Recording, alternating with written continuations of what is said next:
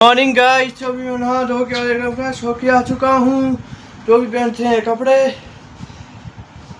पहन लेते हैं। और आज है मंगलवार। आज महावीर हनुमान जी का वार है। बोले हनुमान जी महाराज की जय हो।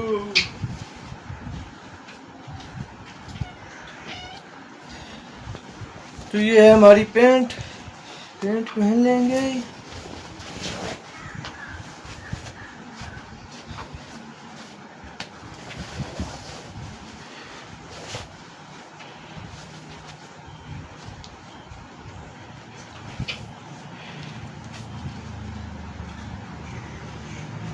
तो अभी पैंट के हो चुके हैं एकदम फ्री।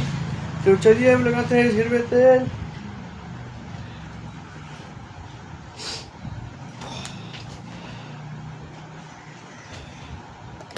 लगा लेते हैं सिर में तेल। और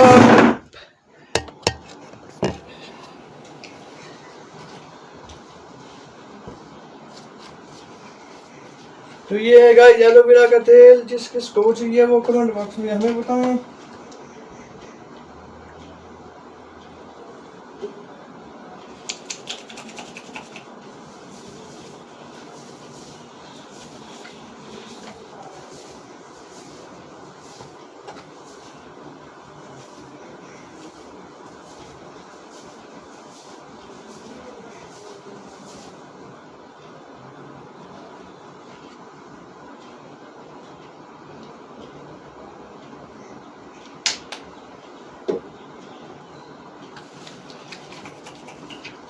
तो अभी हम तेल लगा के हो चुके हैं फ्री।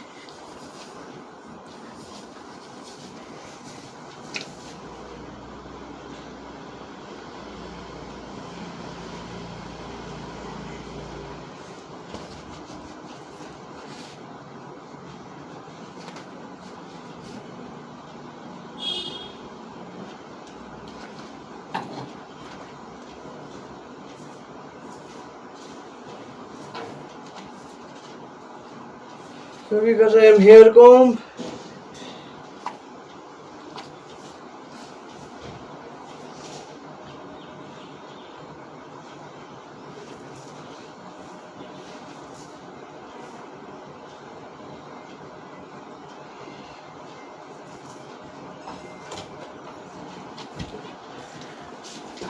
तो अभी कर रहे हैं हेयर कॉम्ब गाइस।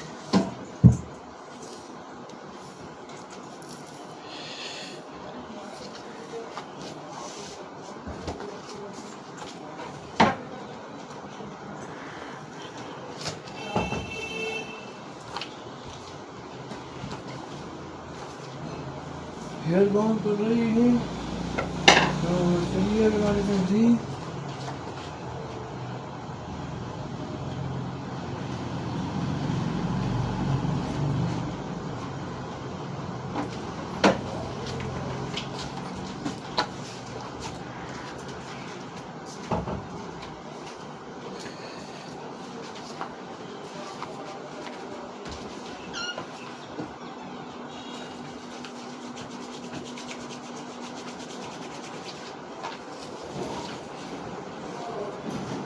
ओए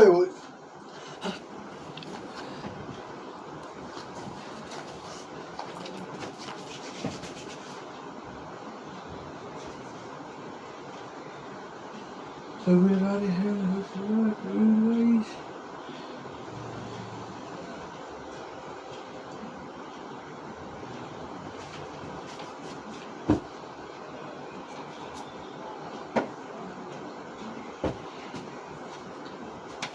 सबरी सबरी सबरी।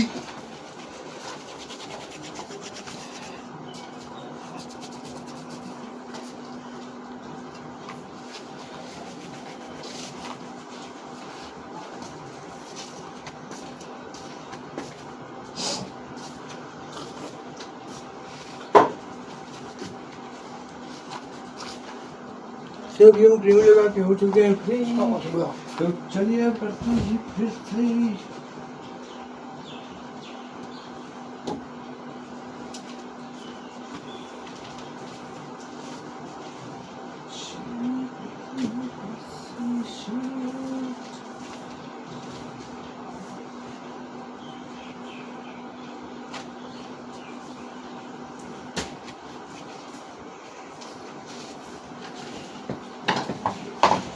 तो भी करते हैं पूजा और अब चलिए करते हैं।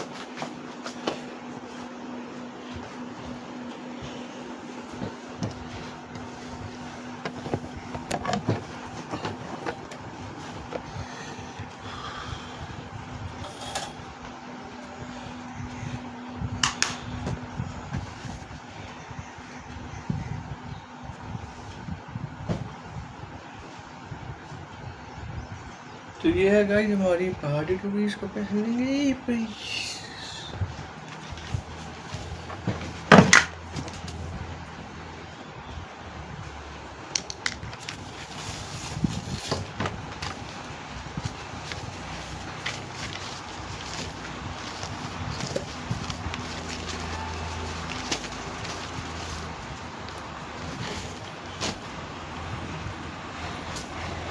तो भी कर देते हैं पूरा।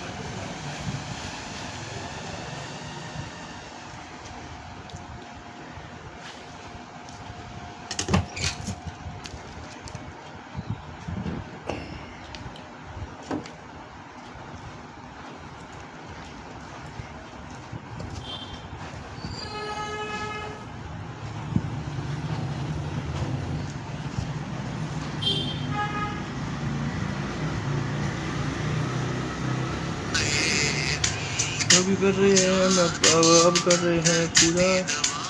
तो चलिए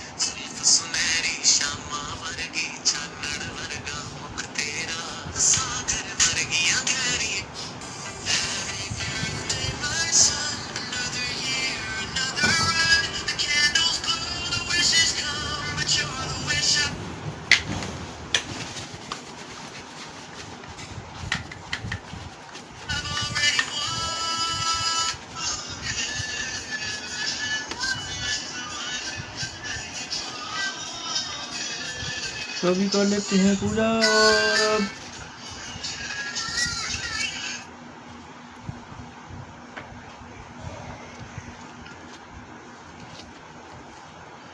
तो भी 9 बजने को 10 मिनट हैं।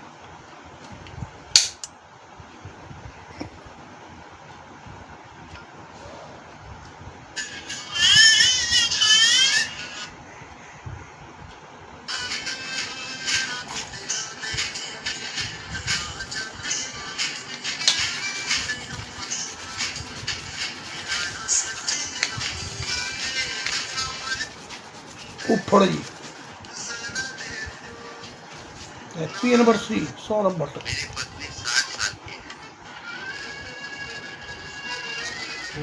महाराज तो अब दूसरी फोटो का नाम हो रहा है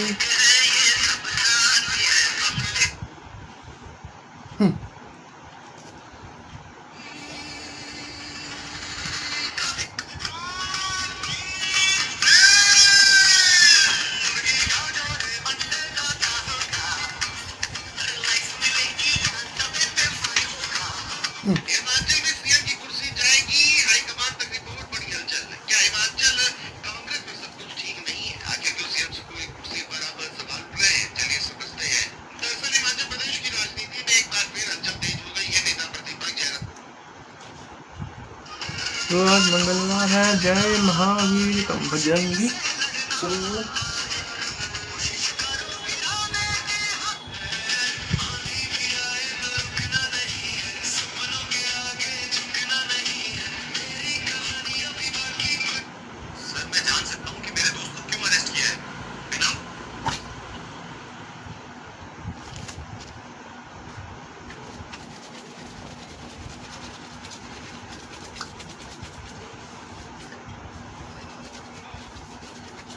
अभी चौथी फोटो है गाइस।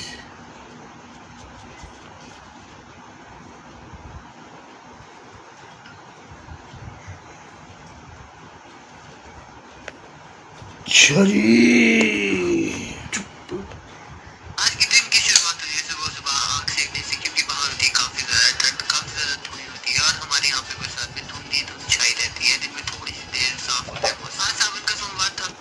सुंदरनगर झील मार्ग की बदहाल सड़क को लेकर खबर सामने आने के बाद प्रशासन ने फुर्ती दिखाते हुए तत्काल कार्रवाई की। गड्ढों में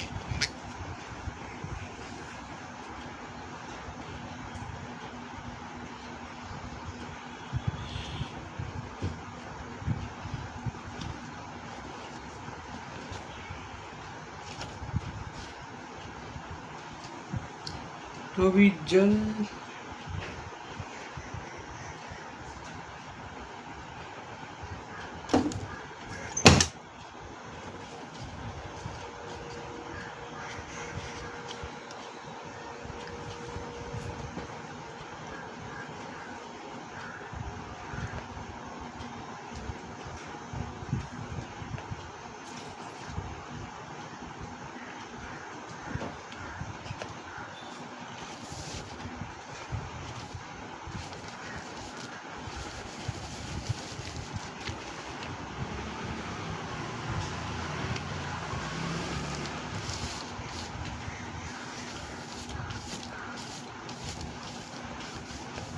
तो विराट फोटो है गाइस हमारे पास। तो अब विराट फोटो की पूजा अर्चना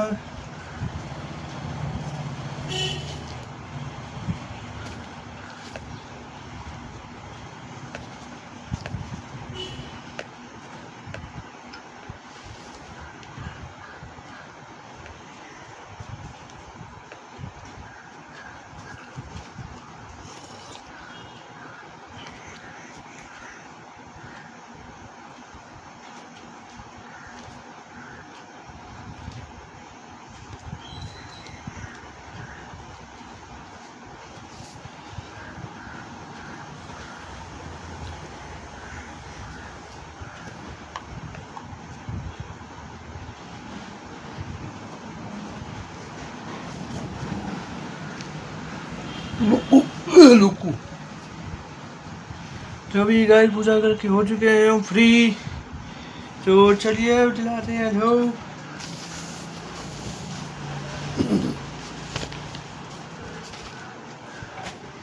दो बुझना लेते हैं। घर में बारात आने ही वाली थी।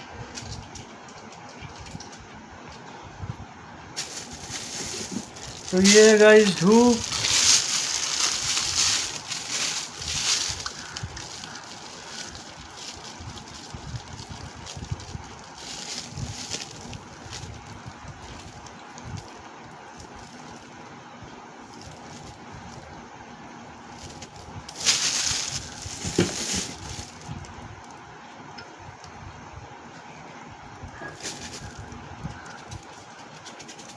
तो अभी धूप बन रही है गाइस। बकरी है।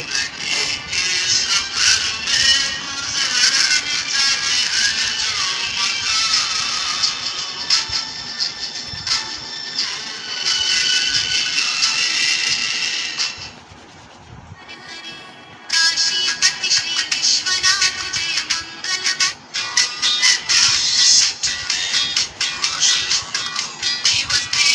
मैं डॉक्टर रीचा आज बात करने जा रही हूँ कि जैसे आप अगर रात को 8 घंटे की नींद पूरी लेते हैं और सुबह जब उठते तो अभी धूप बन रही है दूसरी गाइस से कमरोना उसी के लिए। चिड़चिड़ापन आता है या बहुत ही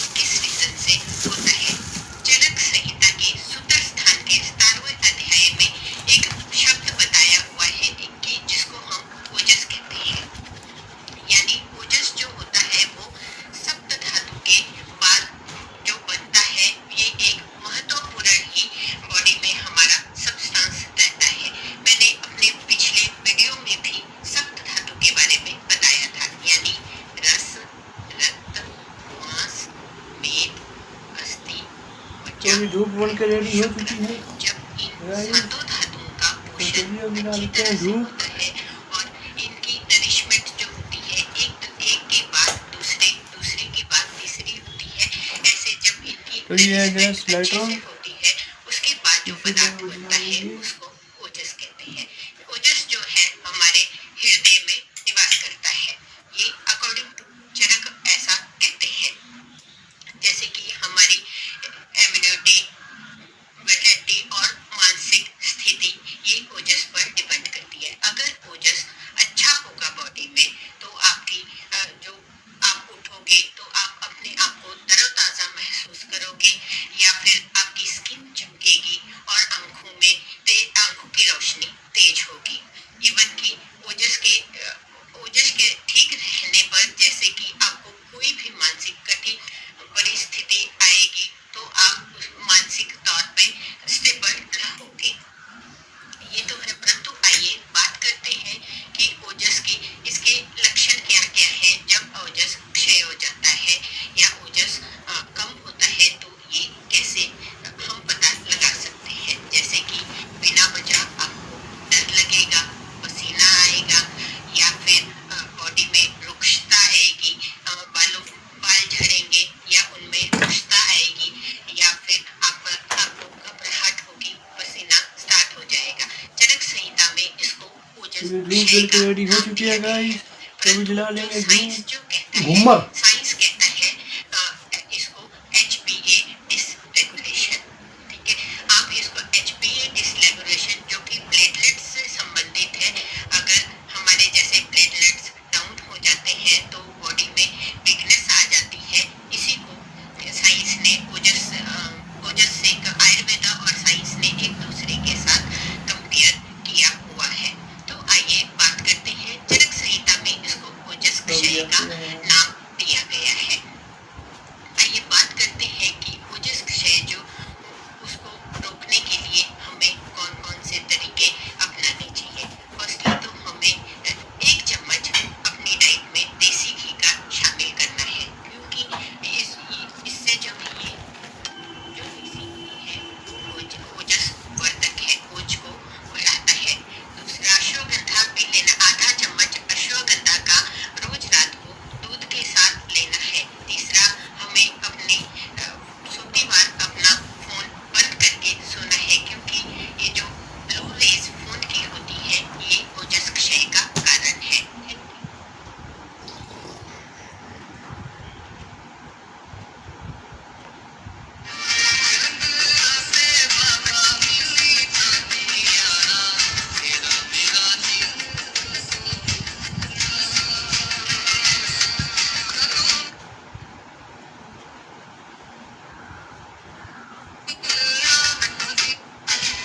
बारिशों में छम छम में तेरे दर पे आए हैं, मेहरा वाली मेहरा कर दे, झोलियां सबकी भर दे, मेहरा वाली।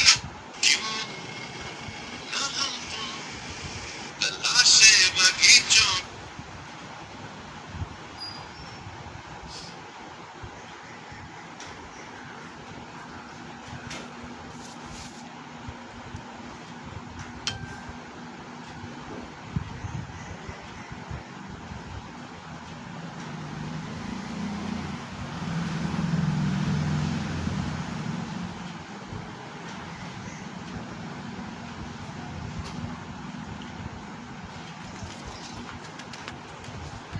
दिल्ली के कॉन्स्टिट्यूशन क्लब में एथेनॉल ब्लेंडिंग के खिलाफ एक टाउन हॉल किया था। दावा किया गया कि 7 लाख से ज्यादा लोग ऑनलाइन इस टाउन हॉल में जुड़े और हजारों की संख्या में टाउन हॉल में पहुंचे। लेकिन दिल्ली पुलिस का कहना है कि जो आज मार्च का ऐलान किया गया है अरविंद केजरीवाल की तरफ से, उसकी परमिशन नहीं है, यानी ये मार्च संभव नहीं है। अब देखना होगा कि अरविंद केजरीवाल अपने दफ्तर से कितना आगे बढ़ पाएंगे, क्योंकि आम आदमी पार्टी के दफ्तर से पीएम आवास की दूरी लगभग 2 किलोमीटर की है और ये उम्मीद की जा रही है कि दिल्ली पुलिस बैरिकेडिंग कर पहले ही इस मार्च को रोक सकती है।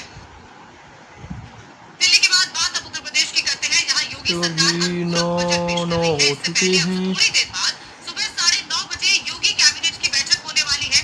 कैबिनेट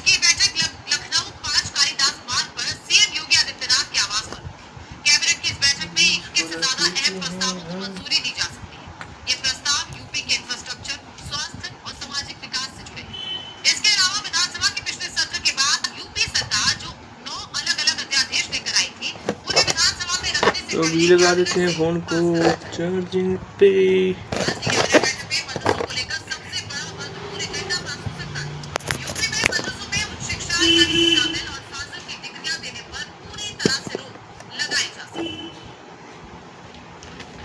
तो अभी आते हैं। सरकार आज अनुपूरक बजट पेश करने जा रही है। विधानसभा चुनाव से पहले ये बजट योगी का मास्टर स्ट्रोक साबित हो सकता है। अनुपूरक बजट को आज विधानसभा में वित्त मंत्री सुरेश खन्ना पेश करेंगे, जबकि विधान परिषद में इसे डिप्टी सीएम केशव प्रसाद मौर्य प्रस्तुत करेंगे। अनुमान है कि आज विधानसभा में पेश होने जा रहा अनुपूरक बजट 40,000 करोड़ तक का हो सकता है। बजट में नए एक्सप्रेसवे और छात्राओं को मुफ्त स्कूटी का ऐलान हो सकता है। सीएम योगी आदित्यनाथ खुद कह चुके हैं कि यूपी में आंगनबाड़ी और आशा वर्कर्स के साथ साथ चौकीदारों और रसोइयों के लिए भी वो सम्मानजनक वेतन सरकार की ओर से देंगे।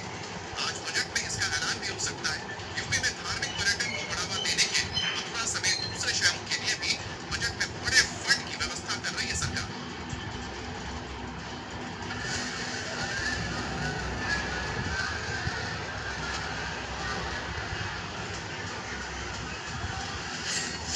विपक्ष की घेराबंदी के बीच यूपी की योगी आदित्यनाथ सरकार आज विधानसभा चुनाव से पहले बड़ा दांव खेल रही है। योगी सरकार आज अनुपूरक बजट पेश करेगी। इस बजट में यूपी की बड़ी आबादी को फायदा पहुंचाने की कोशिश होगी। आज अनुपूरक बजट 40,000 करोड़ रुपए तक हो सकता है। वीवी ग्राम जी के लिए 13,902 करोड़ रुपए और मनरेगा सामग्री मद में 2,500 करोड़ रुपए का प्रावधान किया जा सकता है। नए एक्सप्रेसवे, छात्राओं को मुफ्त स्कूटी, ग्रामीण योजनाओं में मूलभूत सुविधाओं वाली स्कीम, स्वास्थ्य सुविधाओं में बढ़ोतरी के लिए बजट में बड़ा प्रावधान किया जा सकता है। बुंदेलखंड में इंडस्ट्रियल डेवलपमेंट की योजनाओं के लिए आवंटन हो सकता है। धार्मिक पर्यटन को बढ़ावा देने के लिए मथुरा और दूसरे स्थानों के लिए बजट में बड़ी रकम का ऐलान किया जा सकता है। कैशलेस इलाज की सुविधा भी सरकार इस अनुपूरक बजट के माध्यम से दे सकती है। मुख्यमंत्री कृषक छात्रवृत्ति योजना में 2,000 रुपए बढ़ाने के लिए अतिरिक्त रकम का आवंटन होने की उम्मीद है। आंगनबाड़ी और आशा कार्यकर्ताओं, रसोइयों के साथ ही ग्राम चौकीदारों की तनख्वाह बढ़ाने के लिए भी रकम आवंटित की जा सकती है। योगी सरकार ने इसी साल 11 फरवरी को 9 लाख करोड़ से ज्यादा का मूल बजट पेश किया था। कभी आ चुके हैं हम दूध लेके। योगी सरकार ये बजट लेकर आ रही है। तो अभी हमारा हो रहा है ब्रेक टाइम। सरकारी कर्मचारियों ने, शोर से जुड़े हुए, संविदा से जुड़े हुए कार्मिकों ने पिछले 2 वर्ष में मेहनत की पराकाष्ठा करते हुए जो मेहनत की है, उनके वेलफेयर के लिए सरकार प्रतिबद्धता के साथ कार्य कर रही है। हमने शिक्षा मित्रों को, अन्वेषकों को, बेसिक माध्यमिक उच्च शिक्षा के सभी शिक्षकों हमने कैशलेस की सुविधा के साथ साथ शिक्षा मित्रों अन्वेषकों के मानदेय को भी बढ़ाया है। और अभी उन सभी तबके के लिए भी सरकार कार्य कर रही है, चाहे आउटसोर्स कमीशन को तत्काल लागू करने की कार्रवाई अगले ये देखिए मिठाई। डेढ़ सप्ताह के अंदर हम उसको लागू करके न्यूनतम मानदेय उनको सुनिश्चित करने जा रहे हैं। ये सरकार की प्रतिबद्धता का हिस्सा है। आंगनबाड़ी, आशा वर्कर, रसोइया, ग्राम चौकीदार, इन सभी के लिए भी सरकार ने उनके एक हैंडसम मानदेय उनको प्राप्त हो और उनकी सेवाएं इसी प्रकार से प्रदेश के हित को संवर्धित करने के लिए कार्य करेगी। इसके लिए हम लोगों ने सप्लीमेंट्री बजट का सहारा लिया है। और मैं विश्वास करता हूँ कि प्रदेश के लोगों के लिए, 25 करोड़ जनता के वेलफेयर के लिए, उनके विकास के लिए विधानमंडल की इस कार्रवाई को शांतिपूर्ण ढंग से चलाने के लिए हमारे विपक्षी साथी नकारात्मकता की राजनीति को छोड़ करके एक सकारात्मक राजनीति को आगे बढ़ा करके उत्तर प्रदेश के इस बदले में परसेप्शन, प्रदेश के विकास के लिए और प्रदेश की समृद्धि में अपना योगदान देंगे। तो अभी आपका 9:14 हो रहे हैं। राम मंदिर में चढ़ावा चोरी का मुद्दा जोर शोर से उठा रहे हैं। पहले दिन समाजवादी पार्टी के विधायक दान पत्र लेकर विधानसभा परिसर में इकट्ठे हुए। जिस वक्त ये प्रदर्शन चल रहा था, उस वक्त मुख्यमंत्री योगी आदित्यनाथ भी विधानसभा में पहुंचे। योगी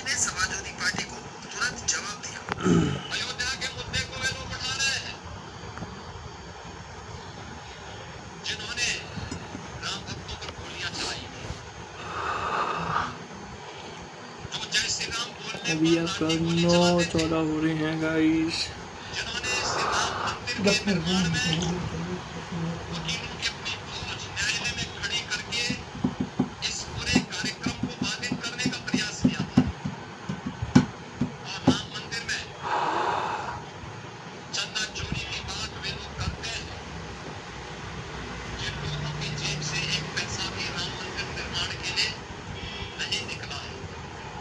समाजवादी पार्टी आज भी विरोध प्रदर्शन जारी रखेगी। ऐसे में योगी सरकार को विधानसभा में अपना सबसे बड़ा कार्ड खेलना है। अब ऑनलाइन पर रुचि कुमार हमारे साथ लाइव जुड़ गई है। रुचि, क्या इस वक्त अपडेट है कैबिनेट बैठक को लेकर? क्या क्या इस कैबिनेट बैठक में तय होने वाला है? कैबिनेट बैठक के करीब 9:30 बजे जारी अमल में बात करेगा। बात होना ये बैठक होगी और सबसे बड़ी बात जो कैबिनेट में बात करती है वो ये है कि जो मदरसा शिक्षा अधिनियम है उसमें बदलाव का छोटा सा प्रस्ताव पास हो सकता है। प्रस्ताव पास हो जाएगा तो ये होगा कि कानून बन जाएगा कि मदरसों में ग्रेजुएशन और पोस्ट ग्रेजुएशन में आलिम और फाजिल की डिग्री देते हैं वो मदरसे नहीं ले पाएंगे। हालांकि सुप्रीम कोर्ट ने इस पर आदेश दिया था 2024 में और उसके बाद से मदरसों में ये डिग्री मिलना बंद है। लेकिन एक्ट में संशोधन नहीं हुआ था। एक्ट में संशोधन का प्रस्ताव आज के कैबिनेट में लाया जा सकता है तो ये बड़ा फैसला होगा।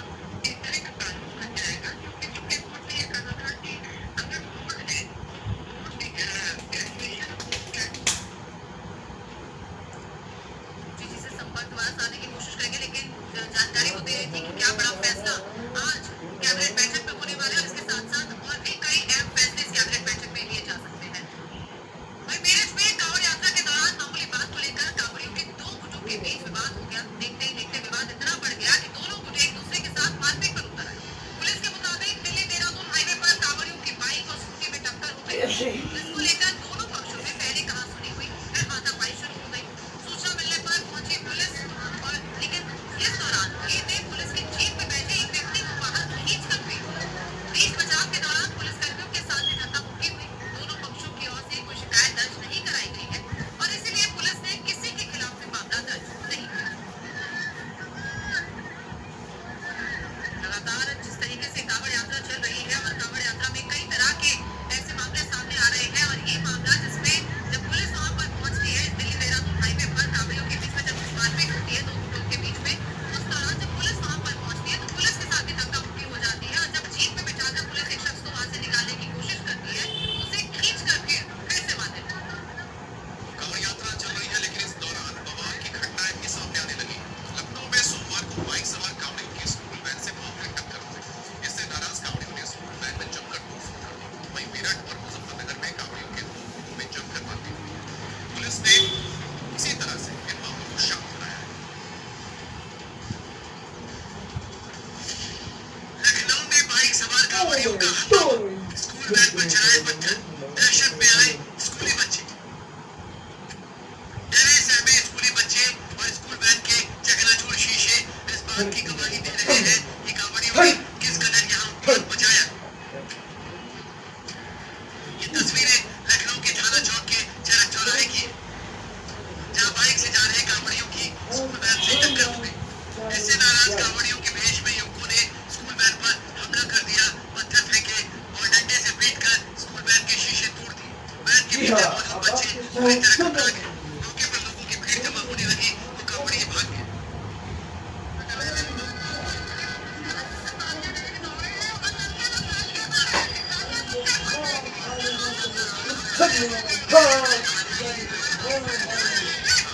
इसका मतलब ये नहीं है कि कोई डरा हुआ है तो किसी को परेशान कर दिया। पुलिस द्वारा जबरन ये सारी चीजें करी गई है। फिलहाल पुलिस ने मामले में मुकदमा दर्ज कर लिया। वीडियो के जरिए उपद्रवियों की पहचान की जा रही है।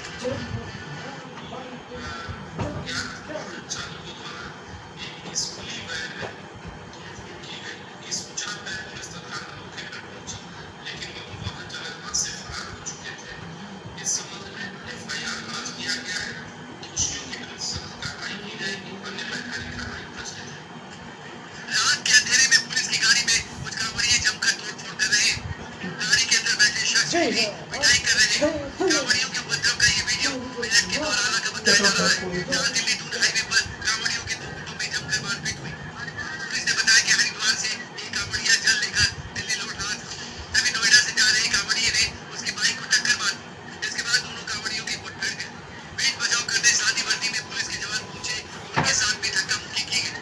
हालांकि पुलिस अधिकारियों ने पुलिसकर्मियों के साथ मारपीट से इनकार किया। वहीं पुलिस की गाड़ी में बैठे जिस शख्स की पिटाई की गई वो कांवड़िया बताया जा रहा है। चालान करेंगे तो कांबड़िया।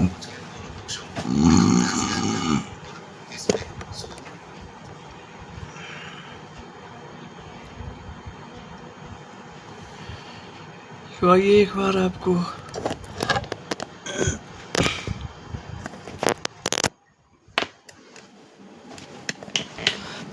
आपको बाहर का नज़ारा दिखा देते हैं। तो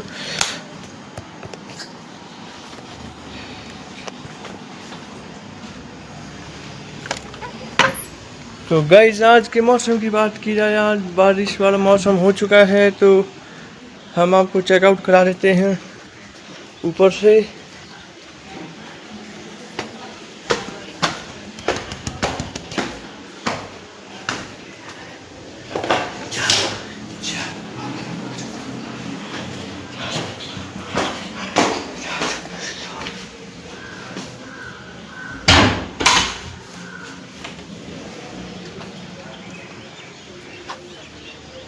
तो ये देखिए आज के मौसम की बात की जाए तो मौसम आज कुछ इस तरह का बना हुआ है।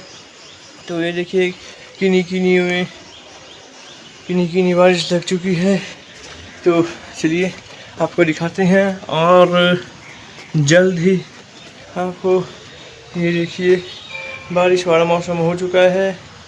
आप देख रहे हैं ये देखिए ये सामने घर है और मैं आपको दिखा देता हूँ कि वहाँ पे गर्ल्स हॉस्टल है इसकी बैक साइड में ही, तो आपको दिखाएंगे।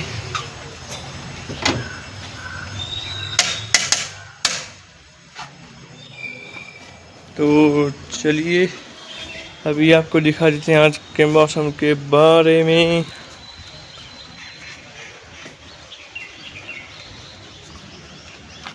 तो चलिए ये देखिए आज के मौसम की शुरुआत, बारिश लग चुकी है, हल्की हल्की बूंदाबांदी लग चुकी है। ये देखिए हमारे घर का सारा व्यू है, ये देखिए हमारे सारे घर का व्यू है आसपास का। तो आप देख सकते हैं कि यहाँ पे एक पेड़ था ना गाइस, वो सारा तोड़ दिया गया है गाइस। यहाँ पे जो पेड़ था ना एक आम का, वो तोड़ दिया है, तोड़ा तो क्या पर काट के कर दिया ना गाइस वो, तो फिर तब करके तो चलो आपको नहीं चलते नीचे, क्योंकि अभी बारिश लग चुकी है। बारिश के बाद जो है वो कुछ मौसम इस तरह का हल्की हल्की बूंदाबांदी। आज मंगल का वार है। तो चलिए आपको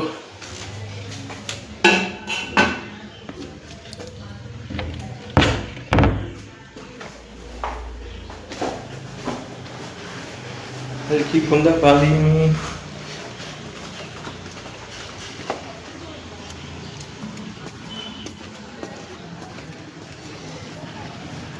बूंदाबांदी में जो है वो मॉल कुछ बन चुका है। तो अभी 9:24 हो रखे हैं। तो चलिए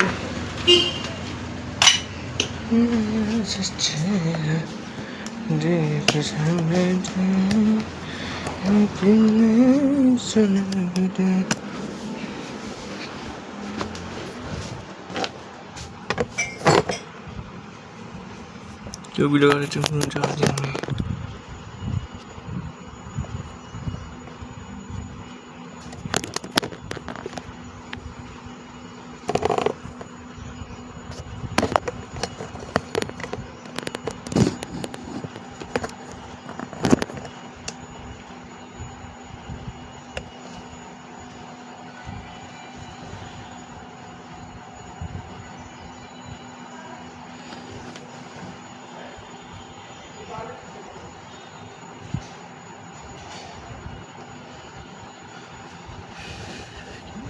9:25 हो चुके हैं गाइस, जल्दी से जल्दी करें।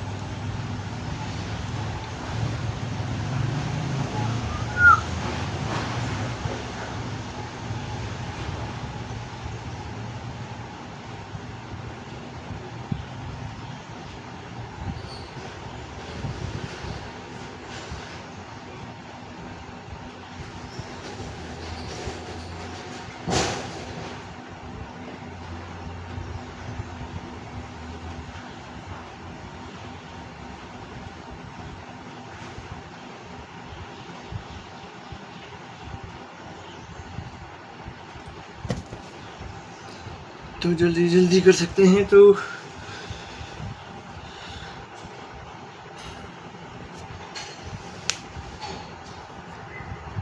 9:27 हो चुके हैं गाइस, 9:27।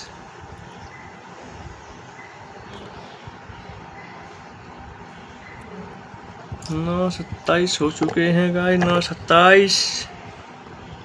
जल्दी करें।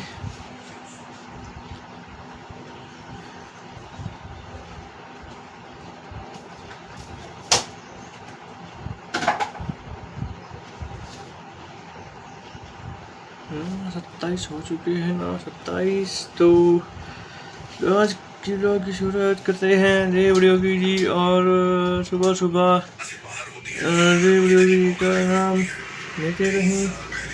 और उसके उपरांत आज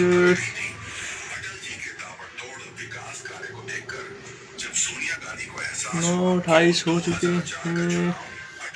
जल्दी करें। तो अभी हमारा दूध लाने का समय भी हो रहा है, तो अभी जाना है।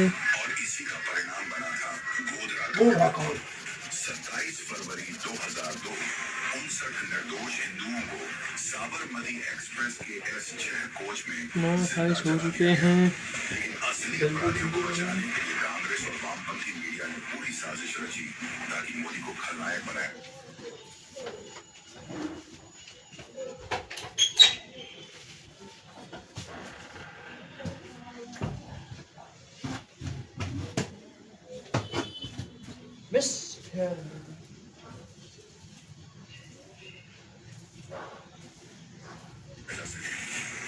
साजिश के मुख्य आरोपी में से एक था कांग्रेस कार्यकर्ता अब्दुल रज़ाक और कांग्रेस पार्षद हाजी बिलाल।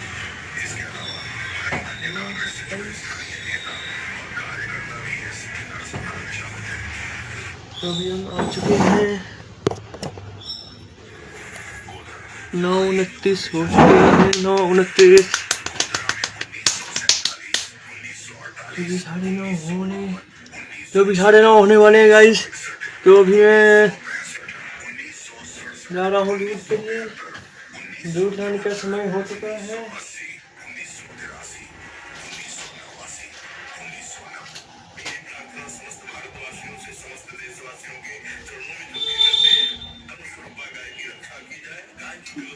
नौ 29 हो चुके हैं, जल्दी।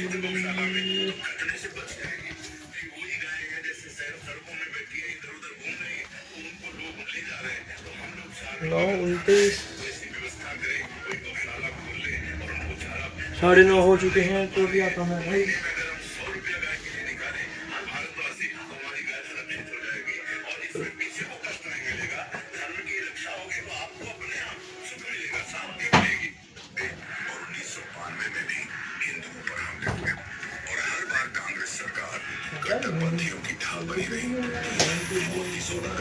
आशीर्वाद के विरुद्ध। गोधरा कांड के बाद सोनिया गांधी को हिंदुओं के दर्द से ज्यादा अपने गुंडों की फिक्र थी। उन्होंने मोदी को बदनाम करने के लिए मौत का सौदागर जैसा जहरीला नैरेटिव गढ़ा। कांग्रेस ने अंतरराष्ट्रीय मंच पर मोदी जी के खिलाफ साजिश की ताकि उन्हें अमेरिका यूरोप में बैन करवाया जा सके। साजिश के दो बड़े मकसद थे, एक मोदी को बदनाम करना, दो अटल सरकार हटाना। 2004 में कांग्रेस ने झूठ फैलाकर कार सेवकों की लाश से गुजरते सत्ता की सीढ़ियां चढ़ी। लेकिन वो कहते हैं कि पाप का घड़ा एक न एक दिन जरूर भरता है। जिस भले जनसेवक को सोनिया उसे जनता ने लगातार 3 बार प्रधान सेवक बनने का मौका दिया। अब हिंदुओं को गोधरा का ये सच हर हिंदू तक पहुंचाना होगा, आने वाली पीढ़ियों को भी बताना होगा ताकि वो कांग्रेस पर विश्वास करने की गलती ना करें।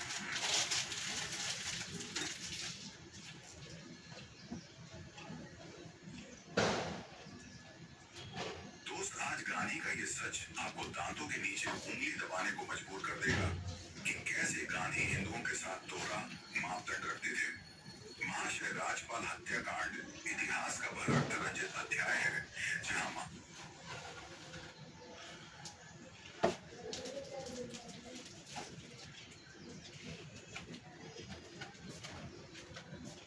गांधी की अहिंसा की नीति वैचारिक रूप से खोखली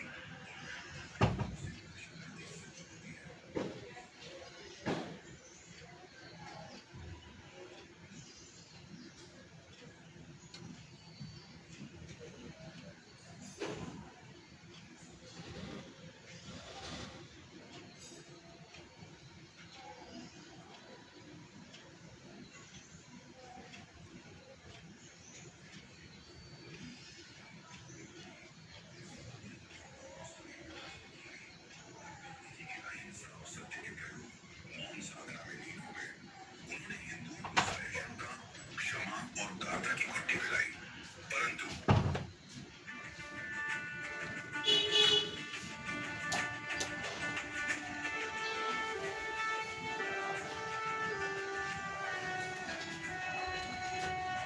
जैसे ही रंगीला रसूल आई, गांधी जी ने अपनी इस तथाकथित उदारता को ताक पर रख दिया।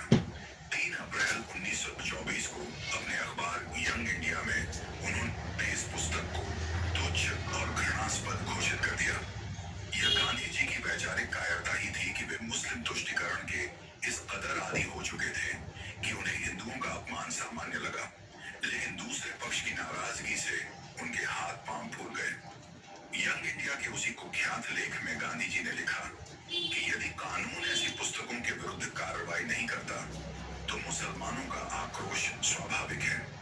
एक तथाकथित अहिंसा के मसीहा द्वारा लिखा गया यह वाक्य किसी उकसावे से कम नहीं था। गांधी जी ने अपने इस बयान से अप्रत्यक्ष रूप से कट्टरपंथियों की पीठ थपथपाई और उन्हें यह संदेश दे दिया कि यदि अदालत महाशय राजपाल को बरी भी कर दे तो भी मुस्लिम समाज को इंसाफ का अपना तरीका चुनने का नैतिक अधिकार है। उनके किसी गैर जिम्मेदाराना लेखन ने इल्मुद्दीन जैसे हत्यारों के हाथों में खंजर थमाने का काम किया। 6 अप्रैल 1929 को जब महाशय राजपाल की निर्मम हत्या कर दी गई, तब गांधी जी ने जो रुख अपनाया वह न्याय के सिद्धांतों की हत्या जैसा था।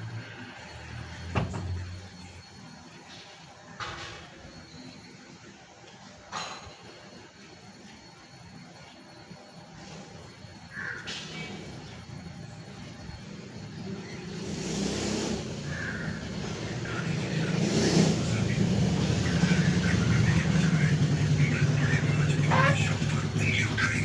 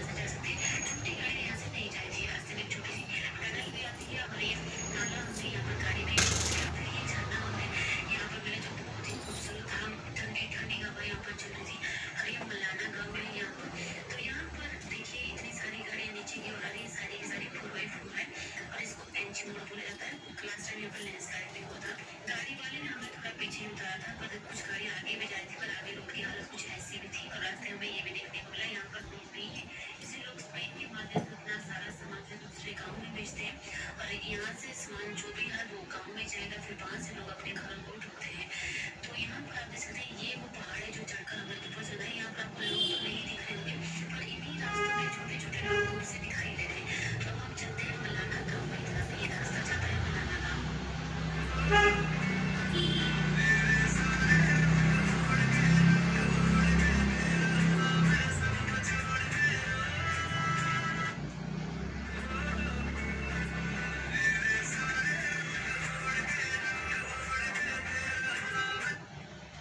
बस एक बार मेरी जैसी आंटी से मिलो, फिर जवान लड़कियों को भूल जाओगे। कोई झंझट नहीं, सिर्फ खालिस मजा। फॉलो करो, मैसेज करो। बस एक बार मेरी जैसी आंटी से मिलो, फिर जवान लड़कियों को भूल जाओगे। कोई झंझट नहीं, सिर्फ खालिस मजा। फॉलो करो, मैसेज करो। बस एक बार मेरी जैसी आंटी से मिलो, फिर जवान लड़कियों को भूल जाओगे। कोई झंझट नहीं, सिर्फ खालिस मजा। फॉलो करो, मैसेज करो। बस एक बार मेरी जैसी आंटी से मिलो, फिर जवान लड़कियों को भूल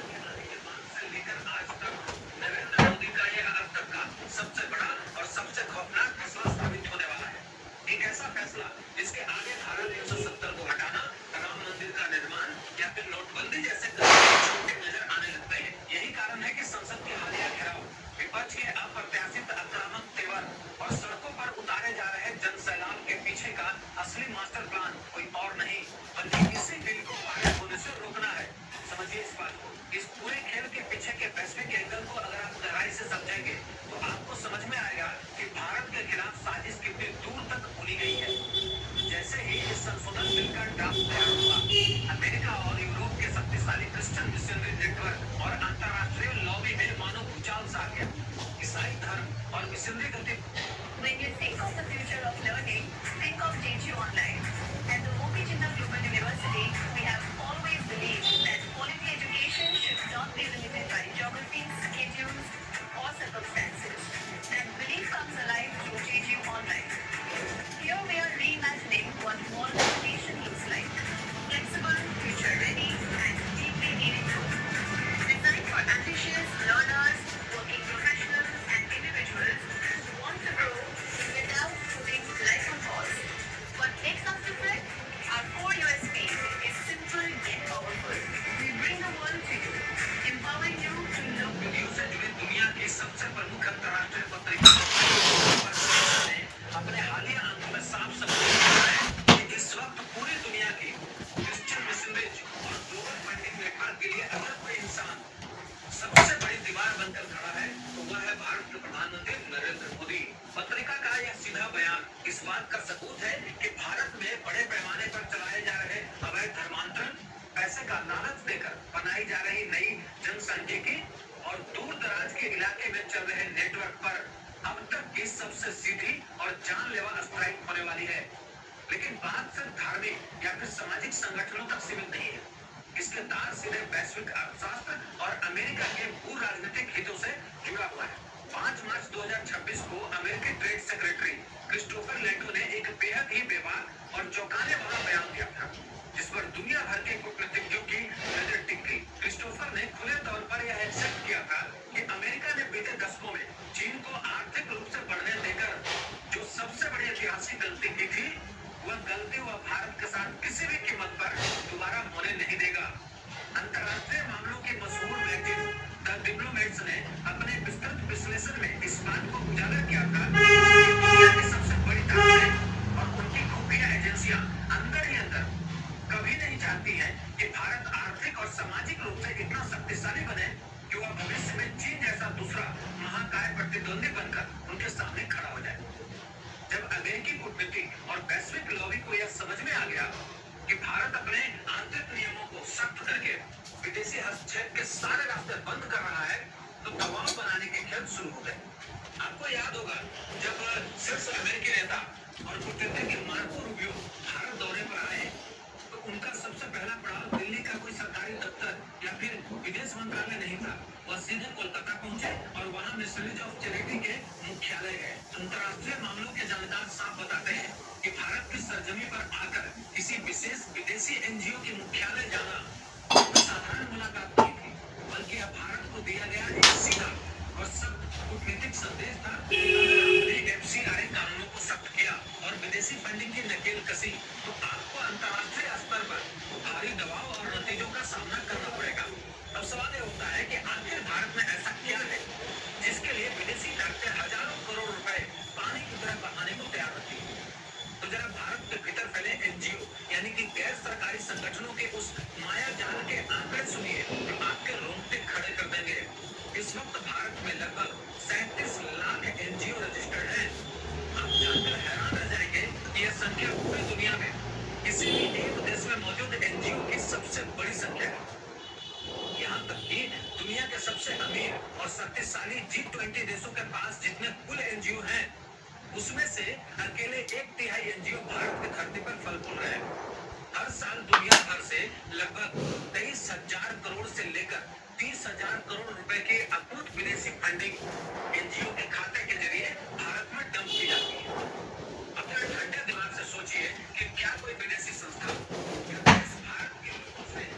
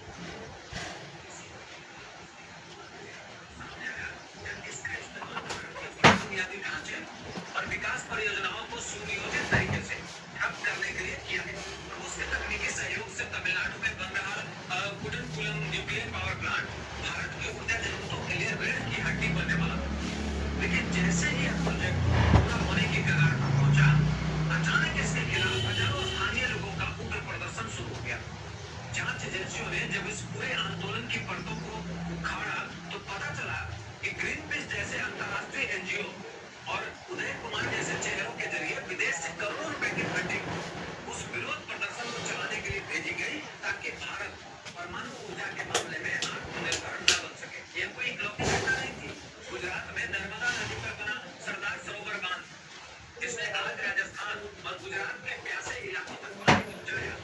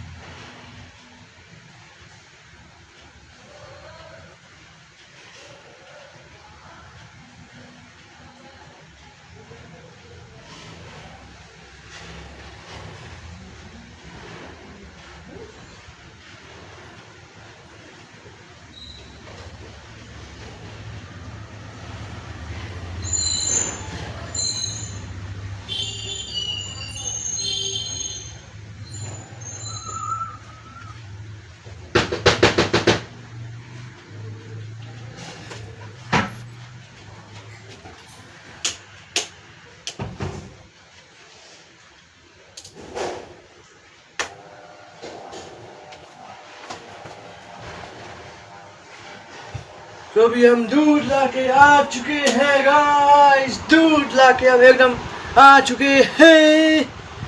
तो चलिए,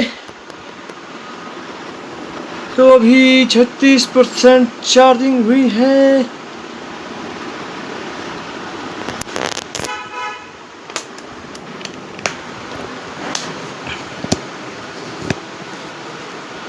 तो आई होप आपको आज का व्लॉग अच्छा लगा होगा। तो इस व्लॉग का करते हैं एंड।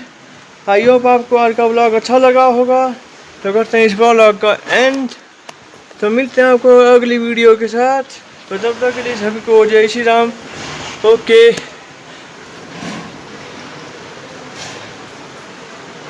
तो मिलते हैं आपको अगली वीडियो के साथ। तो तब तक के लिए bye bye bye bye, take care. और मिलते हैं आपको नेक्स्ट वीडियो के साथ। Okay, bye bye, take care.